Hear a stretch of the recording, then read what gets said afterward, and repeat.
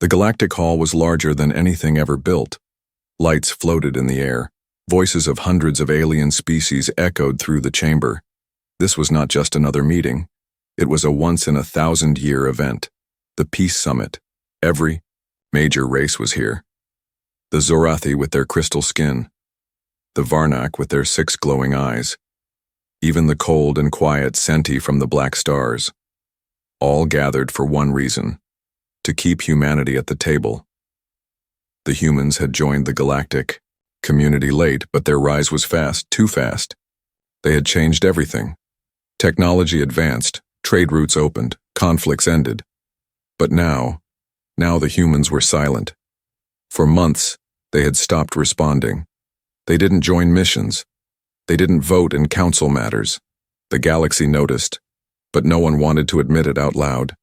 And today the question would be answered. The doors at the far end of the chamber slid open. Everyone turned. A single human entered. Calm, silent, dressed in a gray suit with no badges or weapons. Behind him, 2 others followed. No guards, no machines, just humans. They walked with slow, steady steps and sat at their seat in the center. The room fell quiet. The council speaker rose. "Welcome, representative of Earth. We are honored by your presence. We hope today you will share your concerns and help us move forward, together." The human looked at him, then at the rest of the room. He stood. "Our concerns were shared years ago," he said simply. No one listened. Gasps spread across the room. A few tried to interrupt, but the human raised one hand. "We came in peace. We offered everything: innovation, diplomacy, patience, even friendship." His voice never rose. It remained calm, cold, steady. "But now, we walk away." He placed a small device on the table. A message glowed in every language at once. "You chose your side." And then they turned and left. No threats, no anger, just silence. For a moment, no one moved. No one breathed. Then a whisper came from one of the oldest council members, a creature who had lived through 1,000 years of war. "They've made their choice. And now, we must live with it." The camera panned slowly to the empty seat. The air in the hall felt heavier. Some laughed nervously. Others sent silent messages to their fleets. But deep down, every leader in that room knew something had changed, and whatever was coming next was already in motion. For 3 days, the council chamber remained silent. No meetings were held. No discussions took place. The seat of Earth remained empty, untouched, as if the echo of their final words still floated in the air. Something about the way the humans left, without anger, without explanation, made the moment even more frightening. Most council members still didn't understand what had just happened. "They will come back," some said. "They're bluffing," others whispered. But deep down, everyone was waiting, watching, worrying. Inside a hidden chamber beneath the council tower, a group of senior advisors met in private. One of them, a thin, blue-skinned Arvan, spoke with a tight voice. "I think we made a mistake. We thought Earth needed us. We never asked if we needed them." Another advisor, older, from the Mirran species, pulled up reports from the last decade. "Do you know how fast they advanced? How many projects they finished in secret? They learned our systems in months. They built their own in weeks. And then they stopped sharing." Across the galaxy, quiet things were happening. A small, listening post near the edge of council space picked up strange signals. Not hostile, but encrypted. The humans were moving, not on open channels, not with words, but with actions. In a distant trade hub, a merchant found that all human products had been removed overnight. No warning, no goodbye, just gone. The most shocking news came from the core systems. Earth's AI representatives, usually polite and friendly, had gone offline. Their last message was strange, short, and sent in perfect calm. Communication is no longer required. Thank you for your time. In the days that followed, colonies near human space began to report unusual patterns. Drones scanning deep space, civilian ships redirecting traffic, unknown satellites appearing and then vanishing. No attack, no message.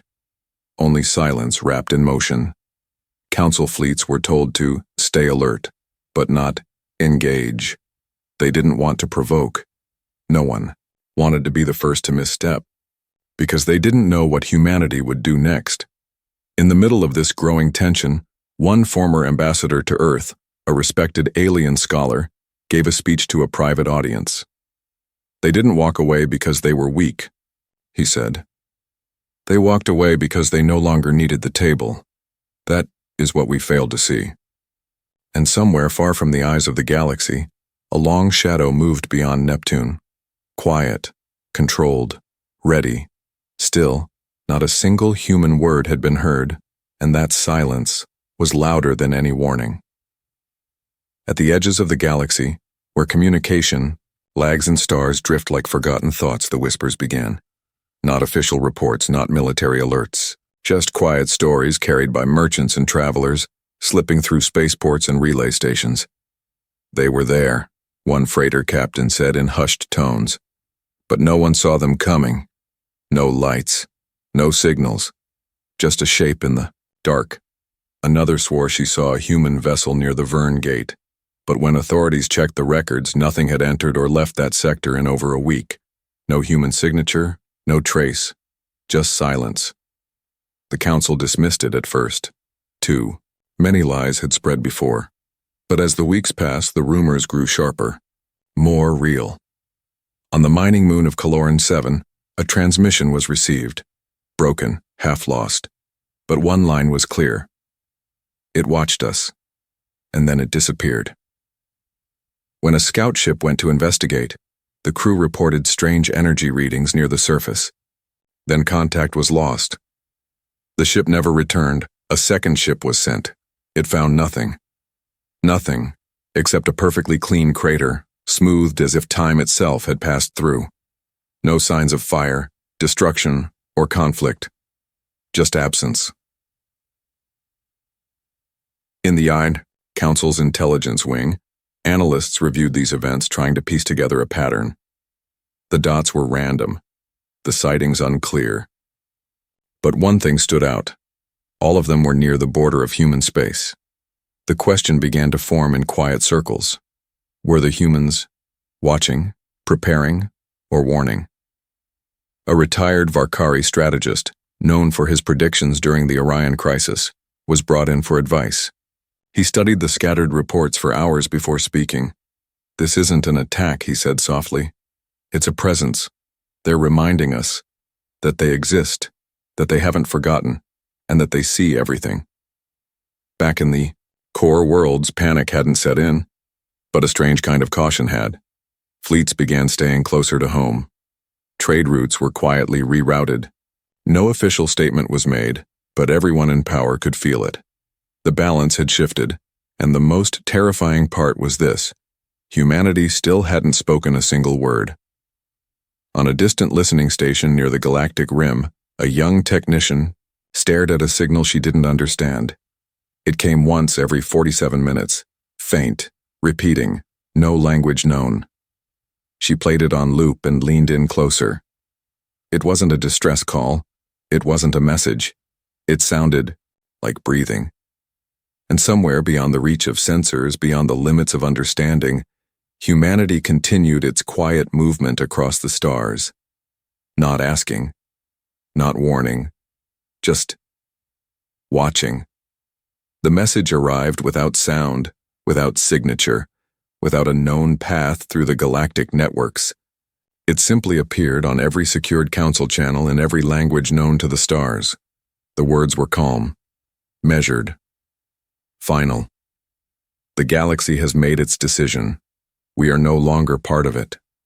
Adjust accordingly. It wasn't a threat. It wasn't even addressed to anyone. It was like a weather update, cold, factual, and impossible to ignore. Within minutes, panic spread through the inner circles of the council. Messages flew between systems. Security codes were updated. Emergency meetings were called.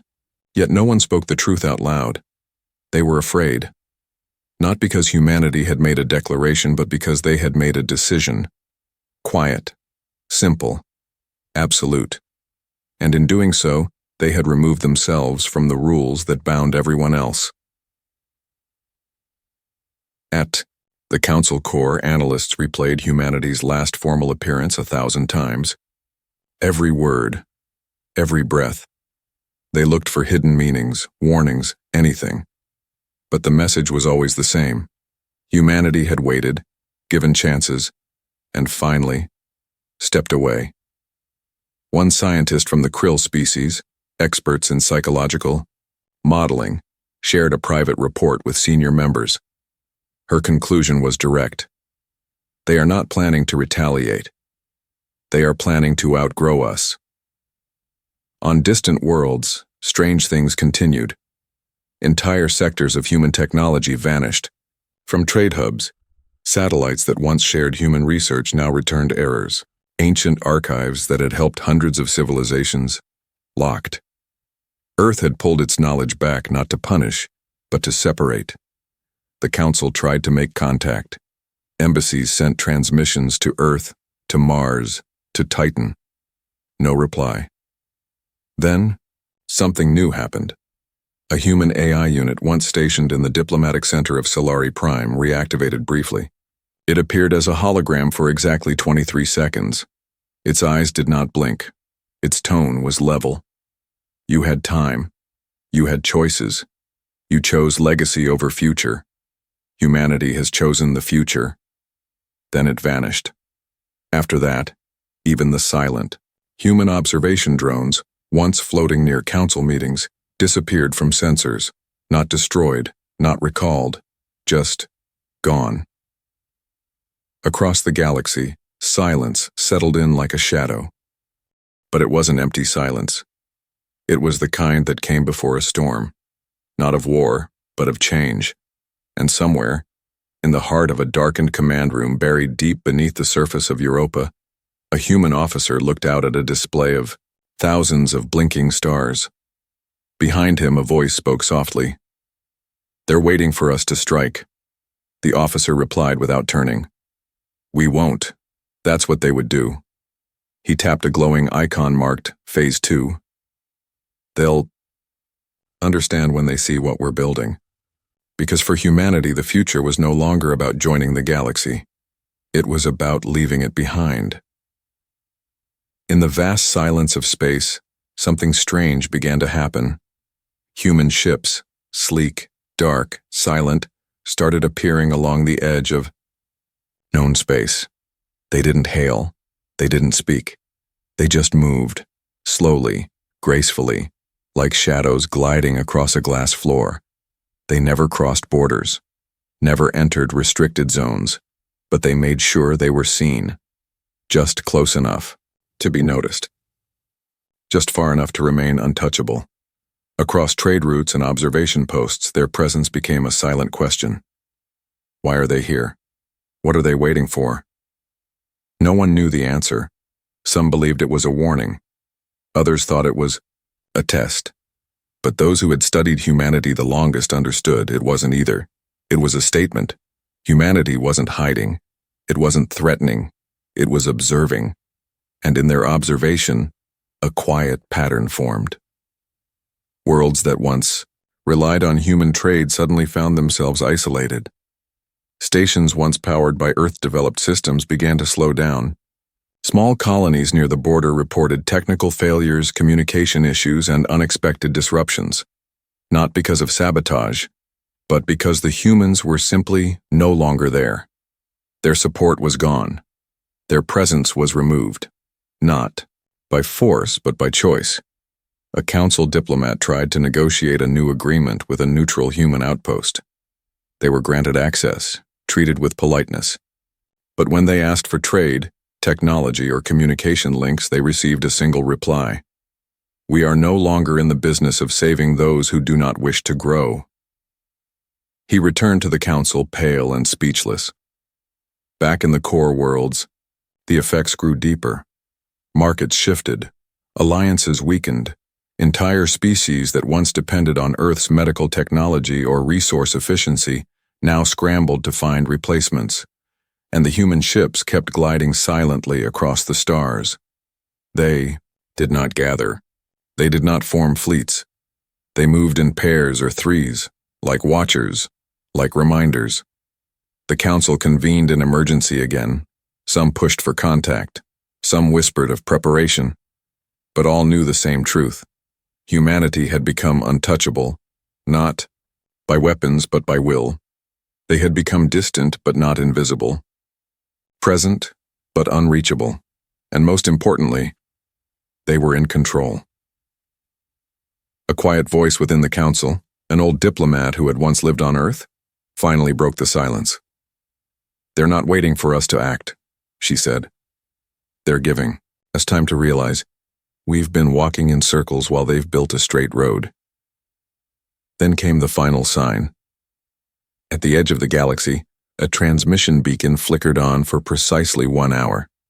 It broadcast a simple message in every eyes, language, every frequency. "This is no longer your game. It was never meant to be.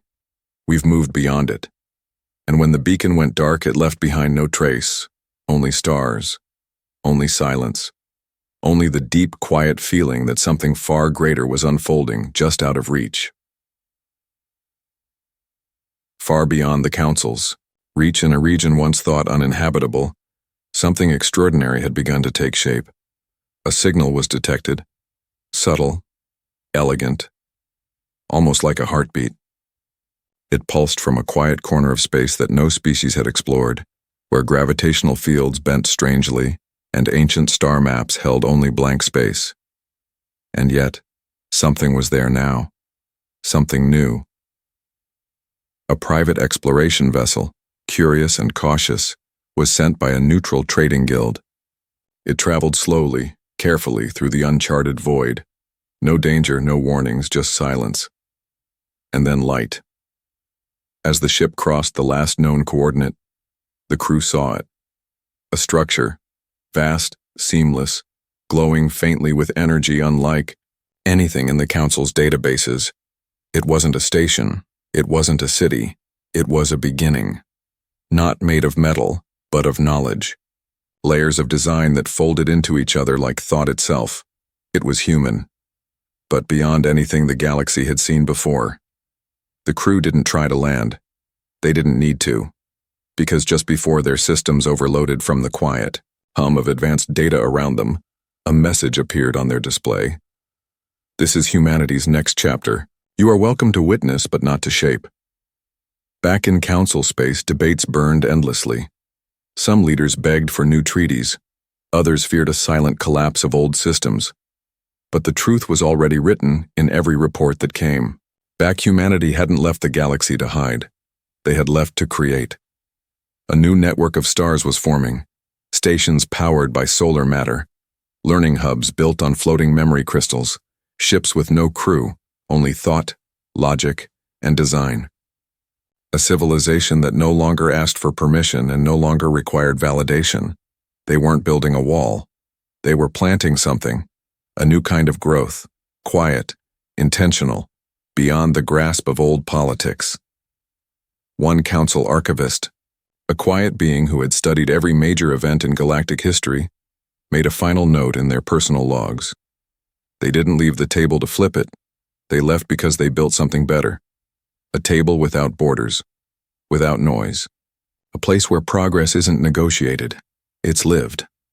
And as the galaxy watched from afar, unsure whether to follow or to fear, one thing became undeniably clear. Humanity wasn't just absent. They were already ahead. And now, the stars were listening to them.